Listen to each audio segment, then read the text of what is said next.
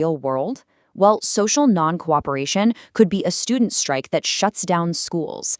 In the economic realm, it could be anything from a targeted consumer boycott all the way up to a massive general strike that just grinds the economy to a halt. And politically, we're talking boycotting elections or acts of civil disobedience against laws you believe are unjust.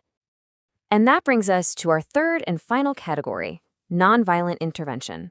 Okay, so if non-cooperation is like saying, I'm not playing your game anymore, then intervention is about getting on the field and actively changing the game yourself.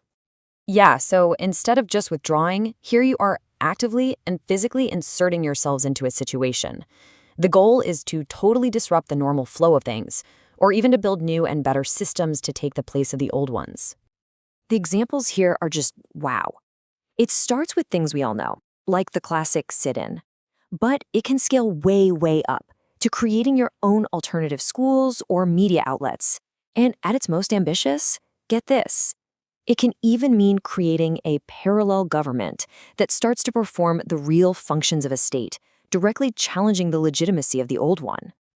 So we have this incredible toolbox with 198 different tools inside. But here's the crucial point, and you can't miss this. Tools alone don't build anything.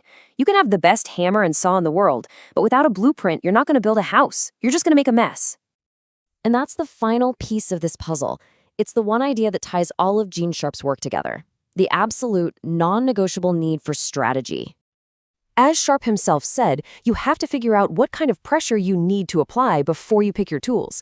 It's all about analyzing the situation, finding your opponent's weak spots, and then, and only then, do you pick the right methods from that list of 198 to get the job done. The big takeaway here is really clear.